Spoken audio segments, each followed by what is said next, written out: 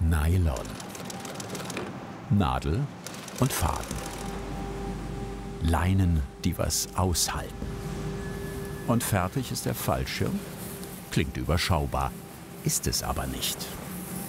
Ein dreidimensionales Konstrukt müssen die Handwerkskünstler bauen, mit Ober- und Unterseite und Verstrebungen dazwischen. Sie müssen Stoffmengen bändigen und dürfen sich bei all dem keinen Fehler erlauben. Da habe ich tiefes Vertrauen, das sind sehr erfahrene Leute, die machen ihr Handwerk wunderbar und das wird super, da freue ich mich sehr drauf.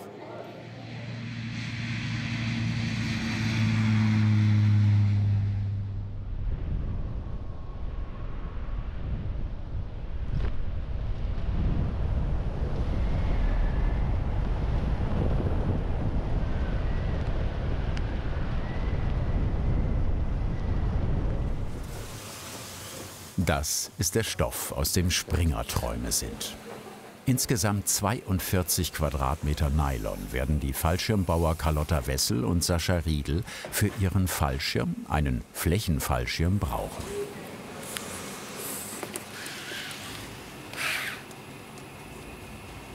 Den blauen Stoff haben sie für die Oberseite ausgewählt. Sascha gibt die genauen Maße ein.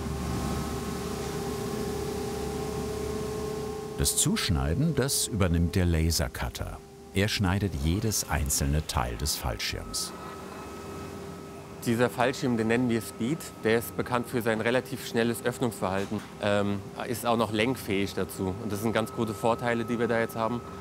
Da wir ja auch irgendwo gezielt landen wollen, wäre es jetzt nicht so gut, wenn wir uns für eine Rundkappe entschieden hätten, da das dann eher ein Runterpendeln ist und man weiß nicht genau, wo man hinkommt. Die einzelnen Teile des Fallschirms müssen später beim Nähen genau aufeinander passen. Kleine Luftansauglöcher auf der Schneidebahn sorgen dafür, dass der Stoff ja nicht verrutscht. Denn der Lasercutter muss ganz exakt schneiden. Die Flächen beim Fallschirm werden immer mit dem angloamerikanischen Maßsystem Square Feet berechnet.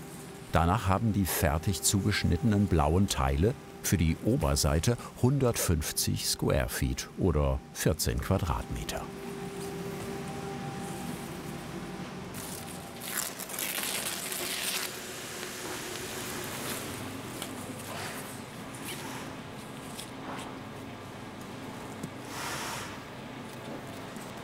Es fehlen noch die Teile für die Unterseite des Schirms und für die Elemente, die die beiden Seiten verbinden werden. Sie sind aus dem gleichen Material.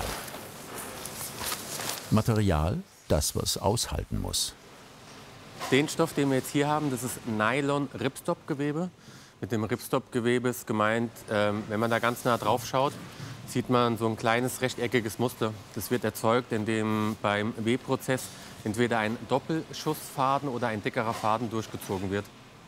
Das Ganze dient einfach dazu, dass, wenn eine Beschädigung drin sein sollte, dass ein Weiterreißen behindert wird, dass uns nicht der ganze Schirm nach einem kleinen Riss auf einmal aufreißt. Ist bei dem auf jeden Fall nicht möglich. An sich ist es ein ziemlich sicherer Sport im Vergleich zu anderen Sachen, die für einen viel alltäglicher sind. Zum Beispiel, das ist jetzt kein Sport, aber einfach der Weg auf der Autobahn ist sowas von viel gefährlicher als das Springen aus dem Flugzeug jetzt zum Beispiel. Wir haben jetzt einen 7-zelligen Schirm.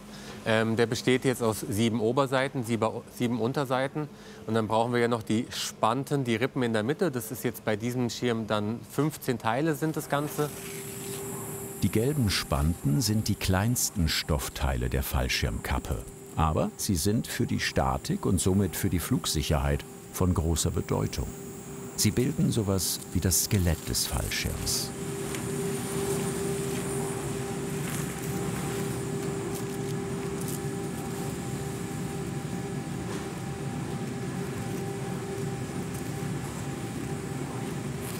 Sind alle Stoffteile zugeschnitten, bringt Sascha sie in die Näherei. Hallo, Sette. Hallo. Zeta Seskin, die Fallschirmschneiderin, muss die ganzen Stoffe mit Bändern aus Polyester verstärken. Sie beginnt mit den gelben Spanten. Diese Querstege bilden ein Gerüst zwischen Ober- und Unterseite und sorgen für Struktur und Form.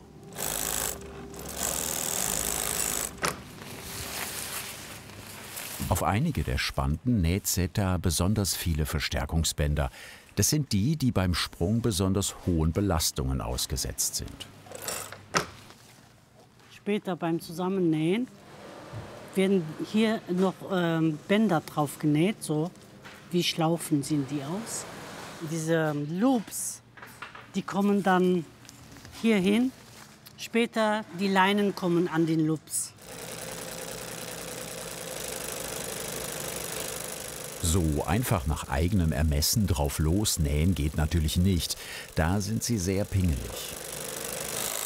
Jeder falsche Stich ein Sicherheitsrisiko. Das ist natürlich sehr wichtig, dass die Spannung, die in den einzelnen Nähten drin ist, auch gleichmäßig ist. Also hätten wir jetzt andere Spannungen auf der linken sowie auf der rechten Seite, könnte der Schirm natürlich in eine Seite abhauen. In der Regel haben wir auch Vorgaben dafür. Das heißt zum Beispiel 32 Stiche bei dem Garntyp auf 10 cm. Und das wird unsererseits auch vorne dann kontrolliert, dass wir immer die gleiche Stichanzahl haben auf einer gewissen Länge und dass die Fadenspannung im kompletten Schirm gleichmäßig ist. Hier muss man genauer, schön und richtig nähen, weil Menschenleben hängen davon ab. Wenn wir falsch nähen, dann...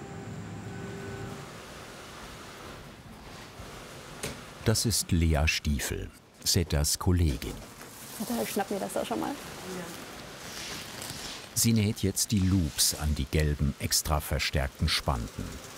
In die Schlaufen werden später die Leinen eingefädelt. Die Loops müssen sitzen, bombenfest.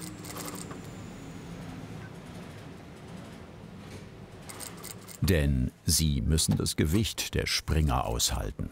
Das sieht jetzt einfach aus. Das war es nicht immer. Man muss hier immer ein bisschen gucken, wie man es hält. Man muss immer so eine leichte Spannung drauf haben, damit das sich nicht wegzieht. Man muss halt immer bedenken, dass die Maschine auch immer so ein bisschen mitschiebt. Also manchmal muss man so einen Zentimeter nach vorne oder nach hinten mit dem Loop, damit sich das nachher ausgleicht von der Schub von der Maschine her. So sieht das dann aus. Auf der anderen Seite, damit es schön sauber ist. An insgesamt 8 Spanten muss Lea die Schlaufen anheften. Die Spanten mit Loops und Leinen trennen die Kammern des 7-zelligen Schirms und machen ihn stabil.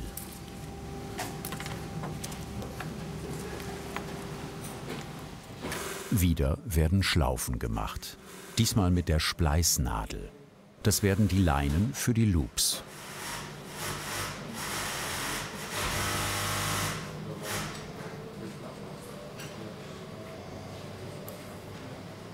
Sie arbeiten immer nach einem Leinenplan, der genau festlegt, wie dick die Leinen sind, in welchen Abständen sie geknüpft werden und wie lang sie sein müssen.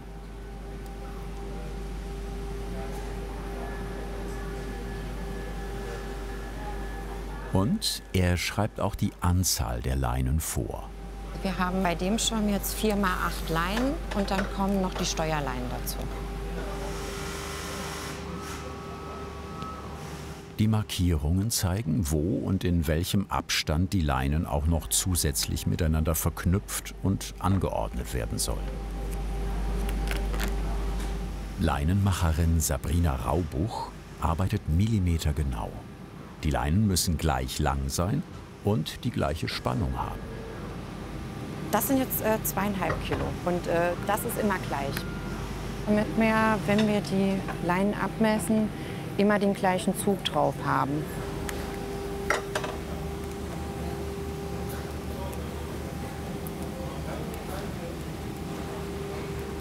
Damit sich nur ja keine der 34 Leinen verheddert, schön sortiert.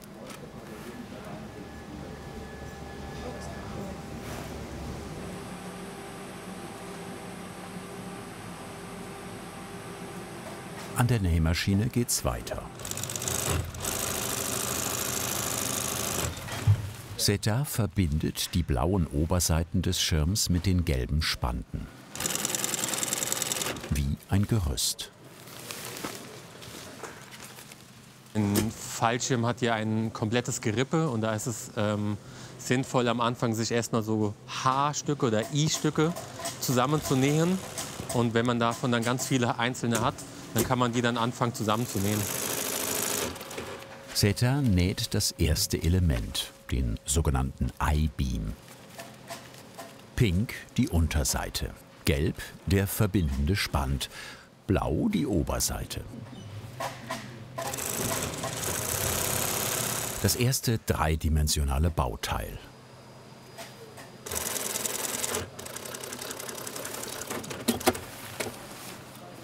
So, fertig. Zumindest mal das erste I-Beam. Ja, ein Teil, ja. Sind jetzt Oberseite, oben und Unterseite verbunden mit nicht tragende Stege. Genau. Und das ist das große magische I-Beam. Ich denke, wenn man es einmal gesehen hat, dann macht es vielleicht Klick. Genau.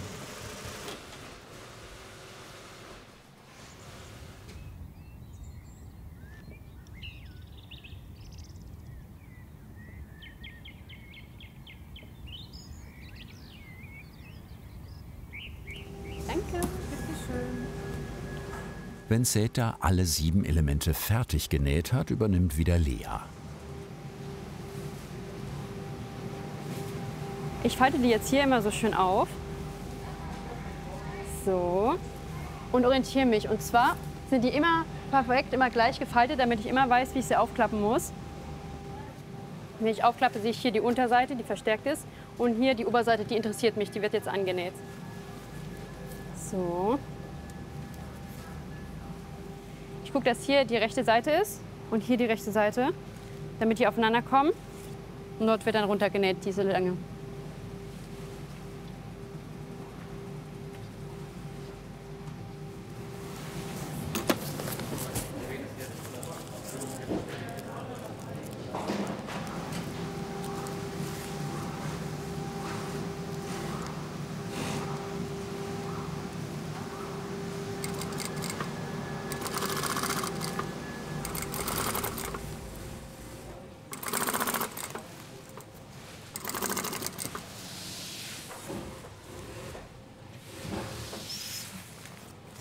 Hier sieht man, die Kurve drängt den Stoff so nach innen. Das heißt, hier ziehe ich den Stoff nachher auch so leicht ein bisschen rüber. Um das zu verleichtern, kann ich hier noch ein bisschen früher greifen und dann habe ich mehr Kontrolle.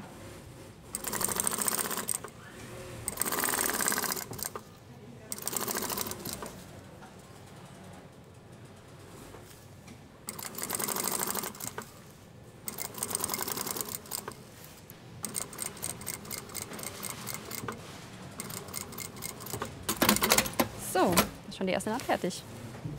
Wenn die Naht genäht ist, gehe ich auf die andere Seite und gucke, dass die schön ist, dass da keine Falten drin sind. Wenn ich die kontrolliert habe, dann hole ich den I-Beam, den Rest, und lege ihn nach unten weg. Und hole mir die andere Oberseite vom I-Beam so her, dass sie so liegt, weil das wird die nächste Naht sein. Dann muss ich hier von meiner Reihe die nächste tragende Seite holen und lege die ganz unten hin. Die werden immer unten angenäht. Leg sie übereinander und hol dann den nächsten I-Beam, der wird da wieder drauf genäht. So, hier ist oben. Und jetzt haben wir 3 Stoffe, das ist die nächste Challenge. So.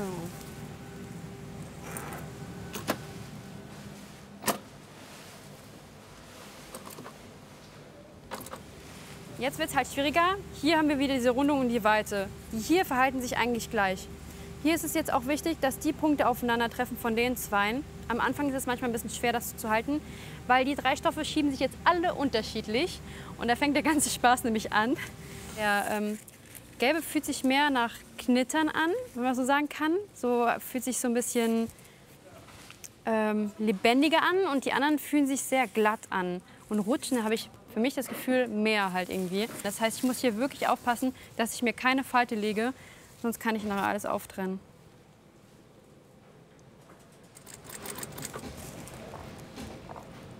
Das Auftrennen ist nicht nur lästig, auch der Stoff könnte dabei beschädigt werden. Und das ist beim Fallschirmbau ein absolutes No-Go.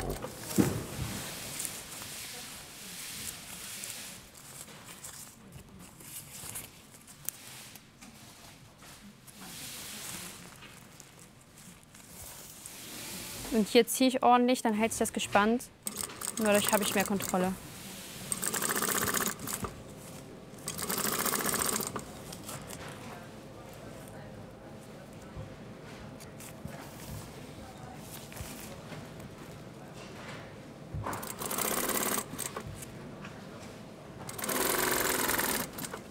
Rolle.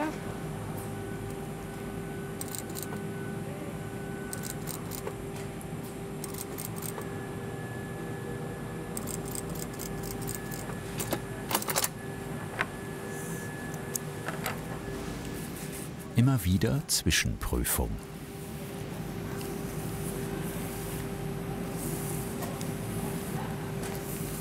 Bis sie alle 7 Elemente mit den tragenden Spanten zusammengenäht hat. Das sind die mit den Loops für die Leinen.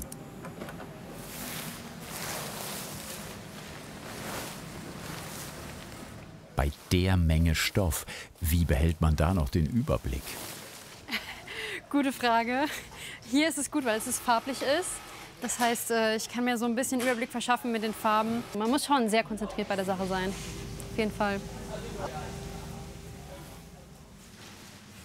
Fehlt jetzt noch die Unterseite. Die näht Lea nach dem gleichen Prinzip.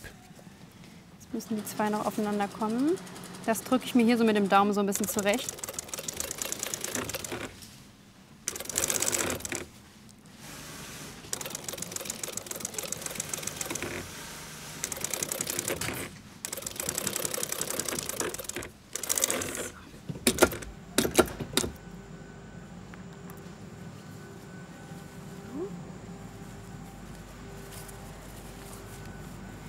Jetzt kommt der Unterteil an den tragenden Teil und hier der nächste Unterteil da wieder dran.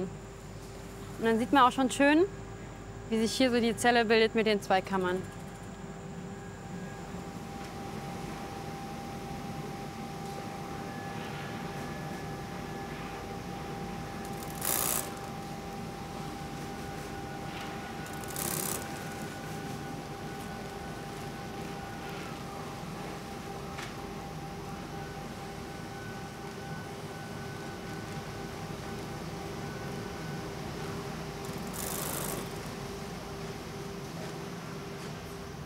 Der Arbeitstag beginnt früh um 6 Uhr beim Fallschirmunternehmen in Wallerfangen im Saarland. Lea hat all ihre Stoffelemente, die I-Beams, miteinander verbunden. Große Kontrolle unter dem strengen Blick von Zeta, aber das muss so sein. Weil sie das genäht hat, Schirm zusammengenäht hat, darf sie das nicht machen.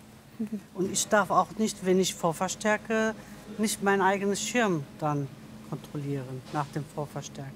Ja, einfach um die Fehler halt zu vermeiden. Ja, und vermeiden. Genau. Ich kann ja dann sagen, ich lasse es durch, obwohl es falsch ist. Oder sie kann es geht nicht. Und wenn wir selbst ein bisschen unsicher sind, dann fragen wir natürlich auch noch mal extra nach. Sicherheit geht immer vor. Alles gut gelaufen. Nichts hat Zeta beanstanden müssen.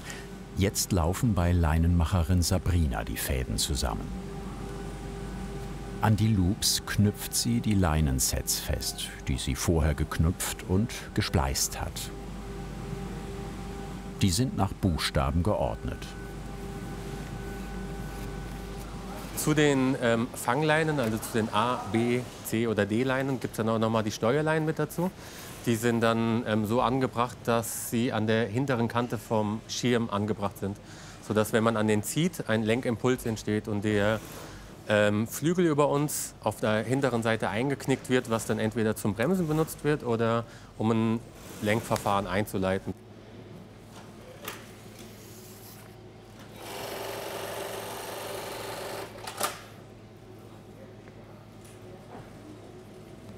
Aus 2 mach 1. Sabrina spleißt die beiden Leinen an einer Markierung so zusammen, dass eine längere und eine kürzere entsteht. So bekommt der Schirm später in der Luft seine typische gewölbte Form. Doch das Entscheidende, an den Fangleinen hängt später der oder die Springerin am Fallschirm. Sie sind eines der Haupttrageelemente.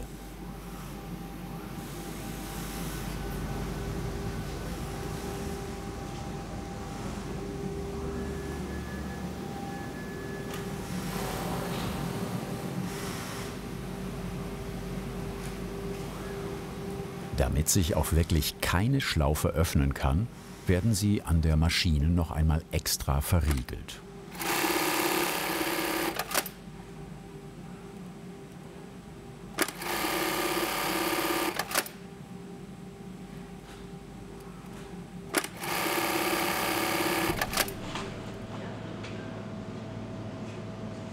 Die letzte Kontrolle, die letzte Instanz.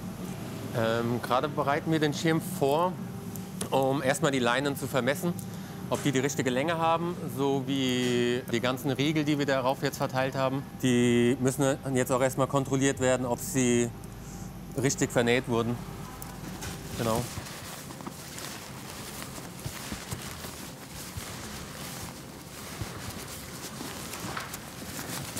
Carlotta überprüft jede einzelne Leine.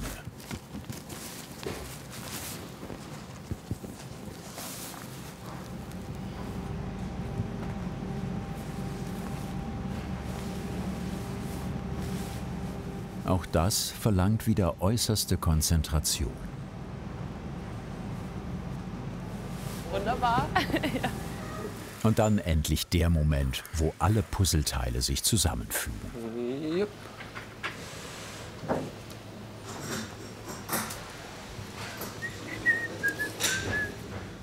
Ja, sieht hübsch aus. Wo wir jetzt super glücklich drüber sind, was wir im Vornherein auch nicht gemerkt haben, dass sich noch ein 4. Farbton dabei raussticht, wenn sich dieses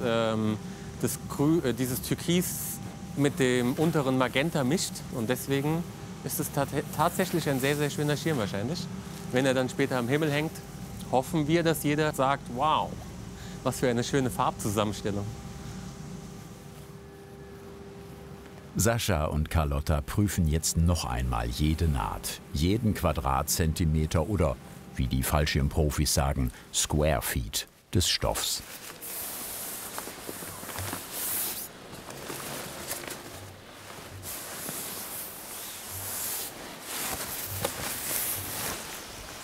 Übrigens, die kreisrunden Löcher in manchen der Spanten sind keine Fehler.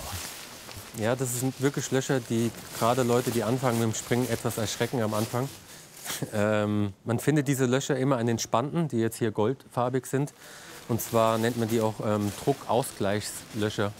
Wenn ein Schirm sich öffnet, sollte es im Optimalfall immer mit der Mitte anfangen. Sobald einmal Luft reinkommt, fängt er langsam an, sich aufzubauen. Und ja, dafür sind die Löcher da. Ja.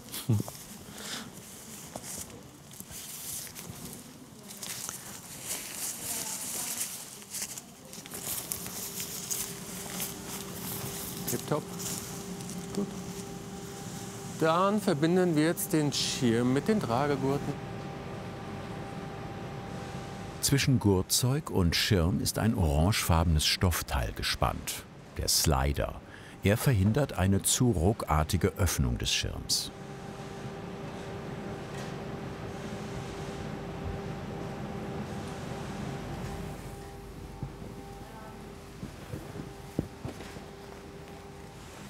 Carlotta muss den Schirm nun packen.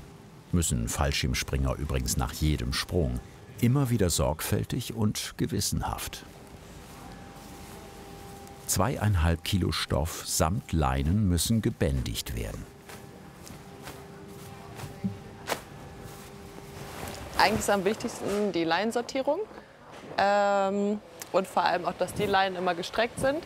Und ich sortiere innen drin so ein bisschen die Leinen vom Stoff weg, dass die Leinen bei der Öffnung den Stoff nicht verbrennen, weil da halt eine hohe Reibungshitze so entsteht und da kann halt schnell auch der Schirm beschädigt werden.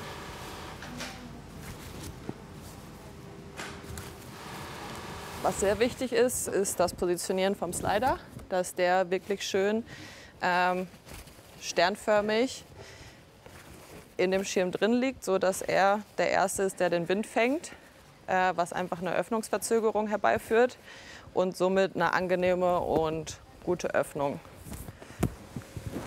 mit sich bringt.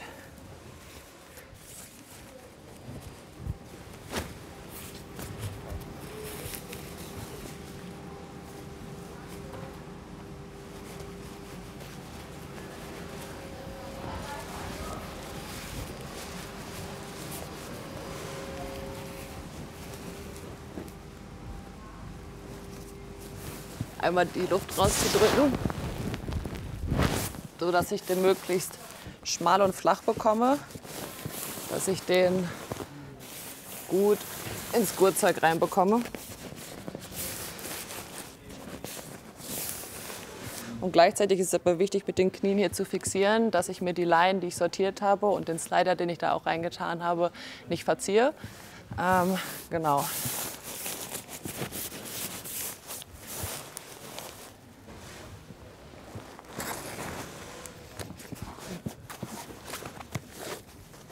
Den Fallschirm packen muss Carlotta in den Rucksack, den sogenannten Pod, richtiggehend quetschen. Ganz schön eng. Der muss ja auch wieder raus. Ja, es ist auch, du musst einen sehr großen Fehler machen, damit es irgendwie nicht funktioniert. Also wenn du jetzt eine Sache nicht perfekt gerade legst, dann passiert da nichts oder so.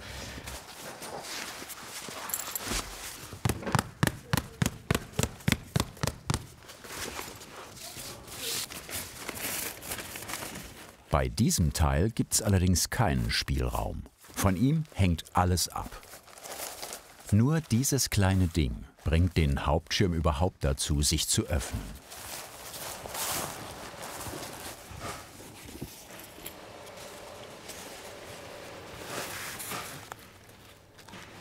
Deshalb verstaut Carlotta das Schirmchen besonders sorgfältig.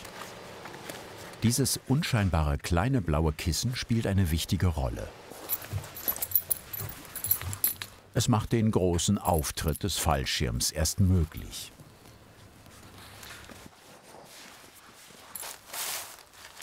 Genau. Das, was sie jetzt weggeschmissen hat, ist ein ganz, ganz kleiner Schirm. Der wird von dem Springer dann in den Luftstrom geschmissen. Und der wiederum zieht in der Regel so mit 40 bis 60 Kilo Kraft und zieht an der Hilfsschirmverbindungsleine das Ganze komplett weiter hier raus. Raus, raus, raus, bis hin zum Pin. Und wenn ich jetzt hier weiter fester dran ziehen würde, würde sich der Pin lösen, sowie die ganzen Klappen würden sich öffnen, so damit dann der Hauptfallschirm aus dem Container rausfallen kann. Eine Woche lang haben die Handwerkskünstler genäht, gespleist, sortiert, kontrolliert. Jetzt macht Carlotta den ultimativen Test.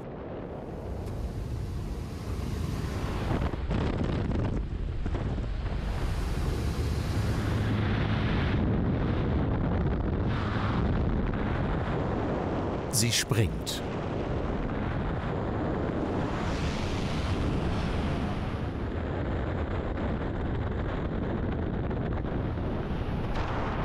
Und der Schirm trägt.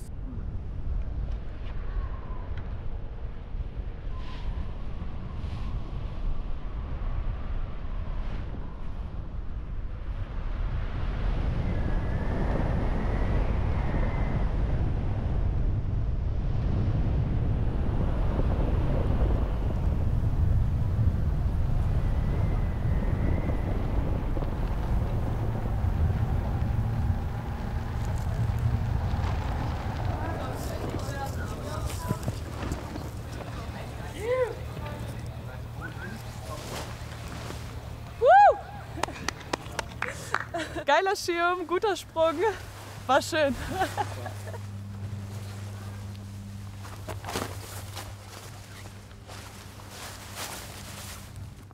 Hat dir diese Handwerkskunst gefallen? Dann schreib uns deine Meinung zum Film in die Kommentare. Und nicht vergessen, Kanal abonnieren.